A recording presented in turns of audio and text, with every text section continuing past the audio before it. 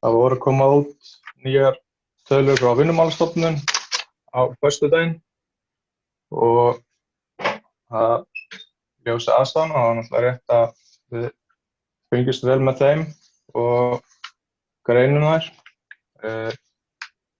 Þetta eru náttúrulega fyrstu tölur líka sem eru með hlutabóta, fyrsta mánaðarskýrslan þeirra sem er hlutabótaúrræðin inn í.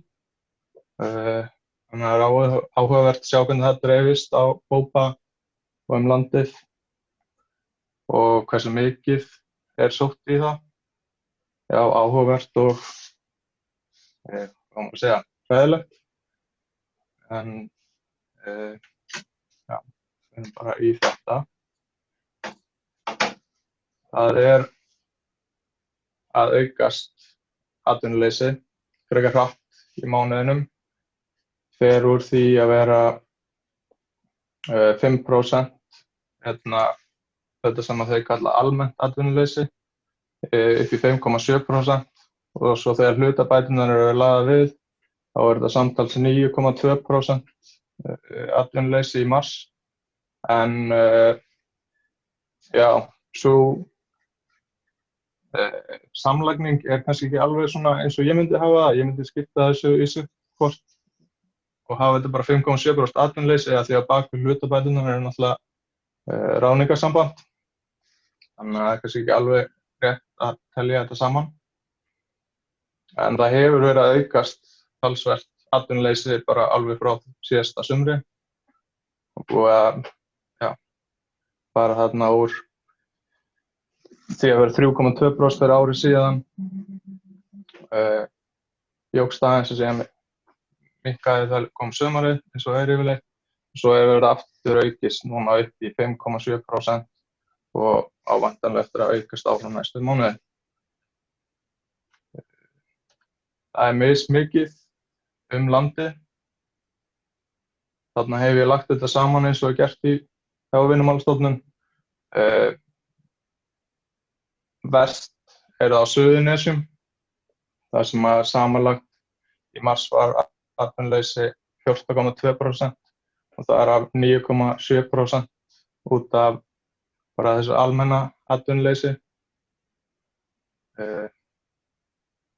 Og já, það hefur verið að aukast þar ef við með það á næstu glæru.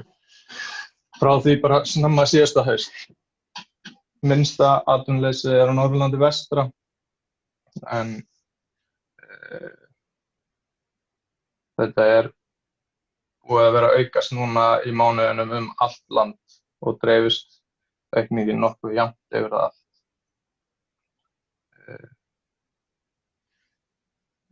Þetta 5,7% atvinnuleysi er eins og rúmlega 14.000 manns hafa verið atvinnulausir og það er aukning 5.000 frá því mánuðinum áður. En svo eru til viðbótar þessi 24.000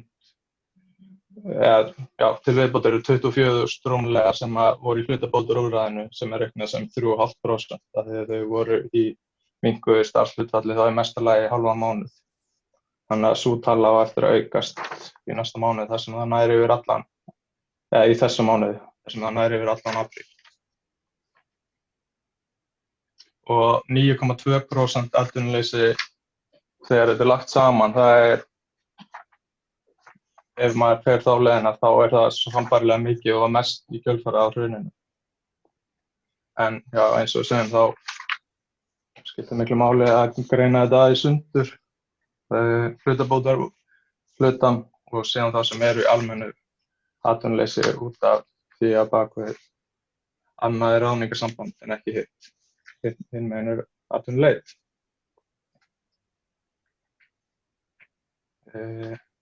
Hlutfallslega þá jókst atvinnuleysi mest á Suðurlandi. Það fór úr almenna atvinnuleysi, það fór úr 3,6% í 4,4% núna frá febrúar yfir í mars.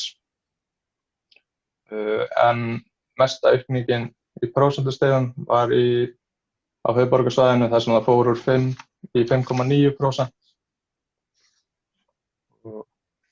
Og síðan var líka mikil aukning á Suðurnesjum Þannig á Suðurnesjum, höfuðborgarsvæðinu og Suðurlandi mesta aukningin þar sem að ferðaþjónustan einmitt talsvert umfangsmikil. Hérna þetta síðan yfir tíma.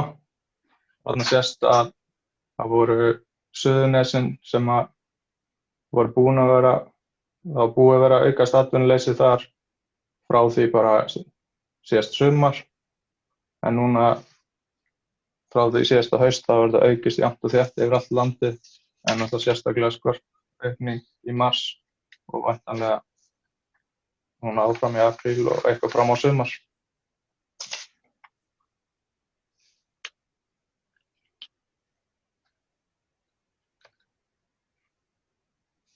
Meðal hópa þá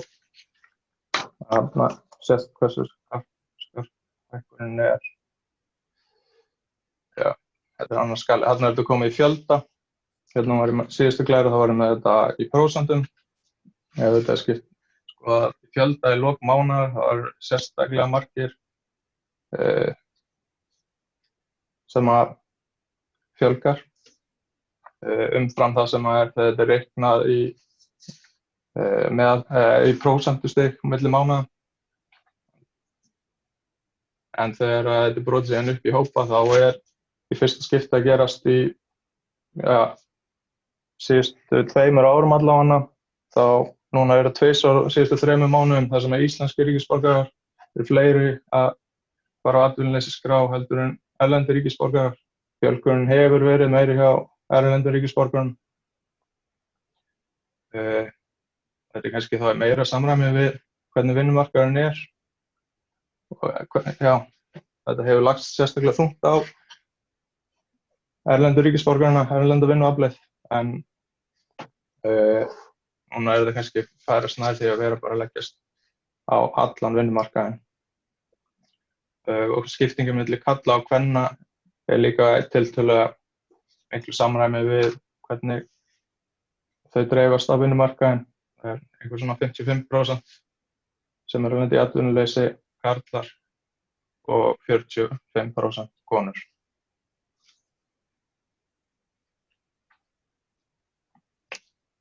Í hlutabótaúrræði sóttu 33.000 manns voru búin að sækja núna miðjan mánuðinn. Þannig að það ekki bara marstölurinn í þessu, heldur líka það sem var komið til 15. apríl.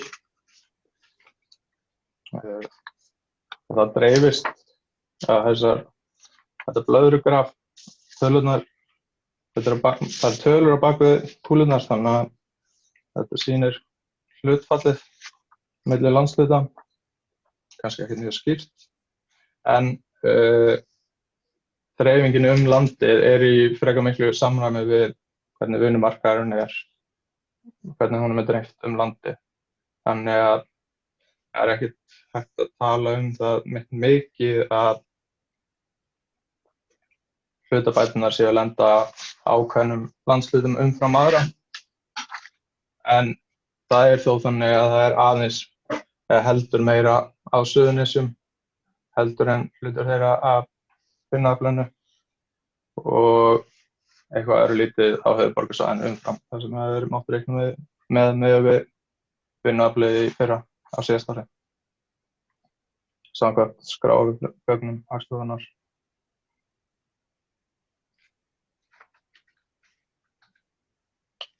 Og þegar það litið til atvinnugreina í hlutabótaúrræðinu, þá það ferðaþjónustan sem vegur langmest, en þá búið að slá saman þarna nokkrum greinum reyndar. Þannig að ef það einstök grein þá það verslun og vöruflutningar, en þegar allur geirinn í heild skoðaður þá það ferðaþjónustan sem það langmest sótt í úrræði. En já, það þarna fólk að koma úr öllum greinum. Þetta svona nokkuð jafnt allt landið að dreifast á atvinnugreinar, en En í öllum landshlutum að frátöldum Vestfjörðum og Norðurlandi eystra þá eru flestar umsóknir um hlutabætur úr ferðaþjónustunni eða verslun. Á Vestfjörðum þá það fiskveiðar, eldi og vinnsla með rúm 30% umsókna í hlutabótaúrræði og á Norðurlandi eystra þá eru það bil jafn margar umsóknir sem að koma úr iðnaði og verslun, 18%. Ja.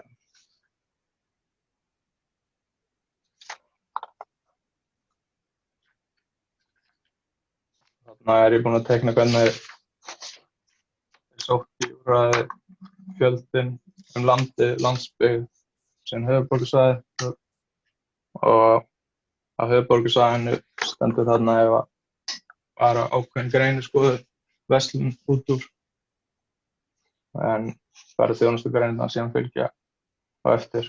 Það ekki eins mikill munur á verslun og öðrum og ferðaþjónustugreinunum út á landi. En samanlagt þá stendur ferðaþjónustan langt út umfram annar. Já, þegar að það brotið upp á hópa þá eins og bara í almennu atvinnuleysinu frekar jöfn skipting með hvernig vinnumarkaðurinn á karla og konur og líka hvernig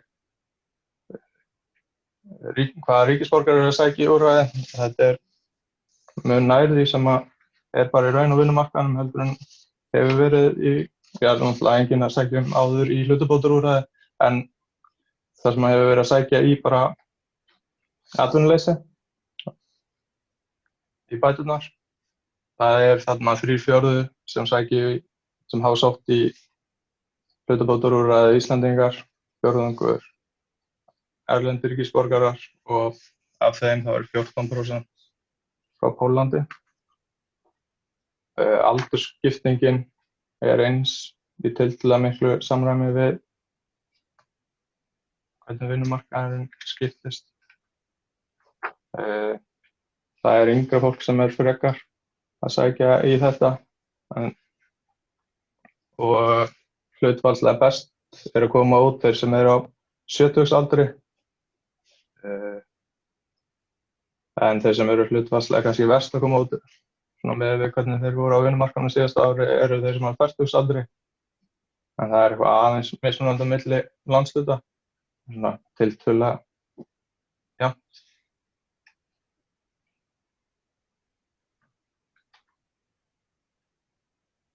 Hérna hef ég bætt við fyrstu myndina spá Vinnumálastofnunar. Ef ég gerir ráð fyrir allavega því sem var gögnunum sem ég var með fyrir helgi. 17% atvinnuleysi þegar þetta lagt saman rétt tæplega í apríl og rúmlega 14% í maí. Þá 6,5% í apríl í almennu atvinnuleysinu og 5,4% í maí í almennu atvinnuleysinu.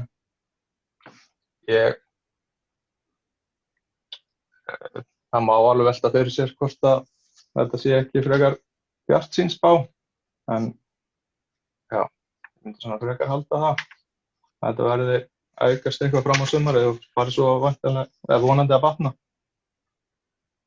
En við munum halda áfram fylgjast með þessu og gera grein fyrir vendingum.